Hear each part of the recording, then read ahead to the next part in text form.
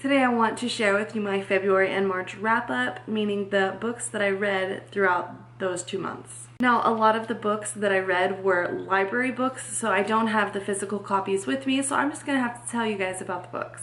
So starting with February, the books that I read were Sapphire Blue and Emerald Green. These were the second and third books to the Ruby Red series that I read in January.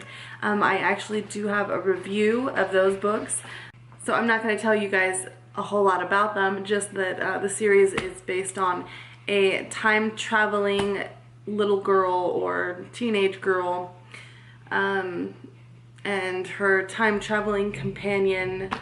So the young lady's name is Gwyneth and her companion's name is Gideon. They're decent reads. They're pretty quick reads. It didn't take me very long to get through them, and I enjoyed the series. It was worth a read, but probably not something I would reread anytime soon. The next book that I read was Cinder, and I loved that book. As you all probably know, it's a very popular book on BookTube. It's just a pretty popular book in general. It is about a cyborg whose name is Cinder. It's kind of a retelling of Cinderella, where she's got, you know, this stepmother and evil stepsisters, and she meets the prince, and I mean, it's not exactly like the Cinderella tale, but it is a retelling, and I really enjoyed it. I liked it so much I couldn't wait till the next one, which is Scarlet, which I actually read this month in March, and I loved it as well. It was so good.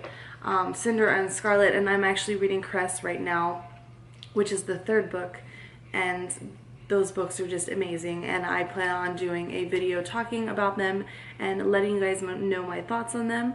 So yeah. I also read Daughter of Smoke and Bone by Lonnie Taylor.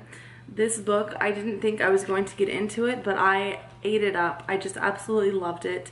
It is about a girl named Karou who lives, where does she live? Like in Prague or somewhere where I don't know where it's at, but so she lives by herself. She goes to school, she's got friends, and she's normal, and then you find out that she works for these chimera, which are, they're like animals, but there's a bunch of different animals fused into one. So but they talk like people, and I don't know, they're demons, but they're not really demons.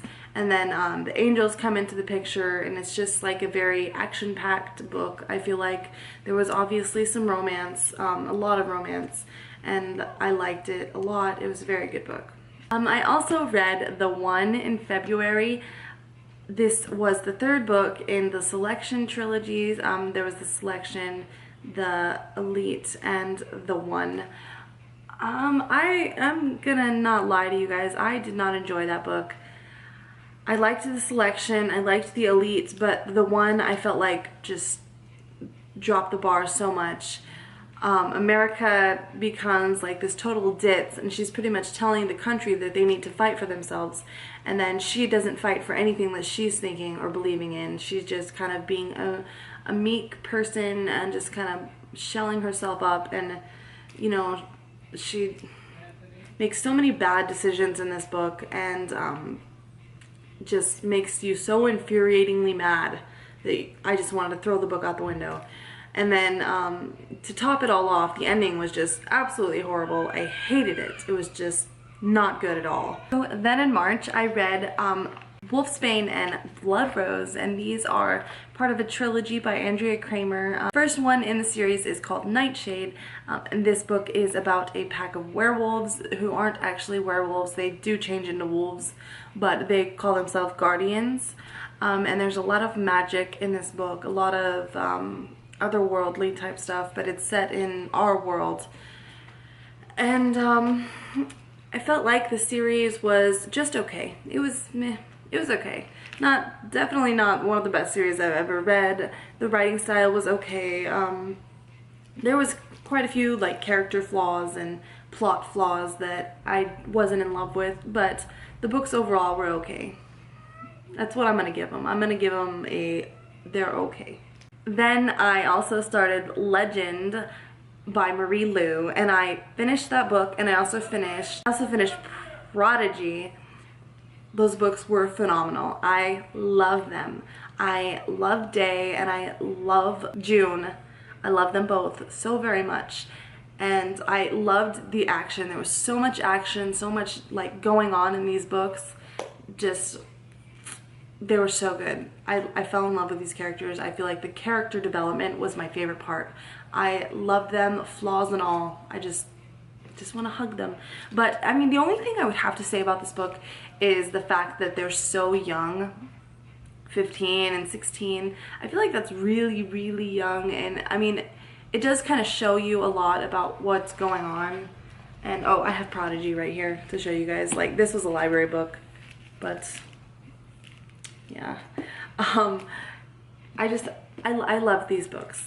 They were young, and it does tell you a lot about warfare, like to have these children having to grow up when they're 10 years old, starting, and even before that, because they have to prepare themselves for this life that's going to start when they're 10. Either they make it or they don't, and it's just, it's kind of, if you like the Hunger Games, I think you're going to like these books. They're really good. And then the last book that I finished for March, I actually just finished last night, and it is Illusions of Fate. This one is by Kiersten White, and this cover is beautiful. This is not mine though, it's a library book. I'm not gonna say I loved it. I really liked this book. The main character's name is Jessamine. I like, in my head it comes out Jessamine though. They called her Jessa a few times, so I don't know. I feel like tricky names like that are irritating. Because before, you know, the movies came out in Harry Potter, I'm going off on a tangent. Before the movies came out for Harry Potter, I always called Hermione, Hermione. But my friend told me that I was just completely wrong and told me it's Hermione, and I said, no, it's not, and we got into a huge fight over it. But yeah, tricky names are a pain in the butt sometimes.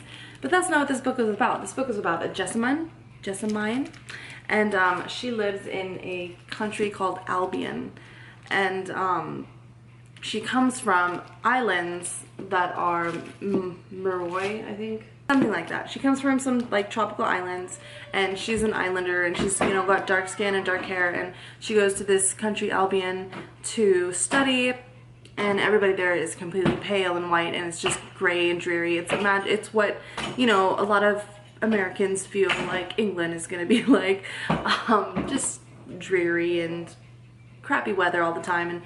And she ends up bumping into this guy who has magic, and you know, he has her pick some tarot cards, and the cards she picks one, and it ends up being two in her hands, and they're fate and the lovers, and that just kind of is foreshadowing for the rest of the story.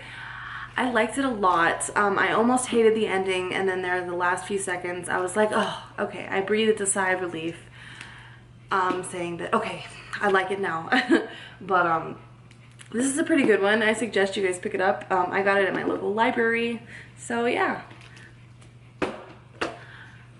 And that is my monthly wrap-up for the months of February and March. I got through 11 books, and I did read, I listened to one audiobook, which was Revenge Wears Prada, which I liked a lot. I liked the audiobook of it. And you know, a lot of audiobooks I don't really like because either the reader just doesn't get into it enough, and I just don't see the pictures in my head. But I feel like the lady who read the Revenge Wears Prada did such a good job and really painted the story for me.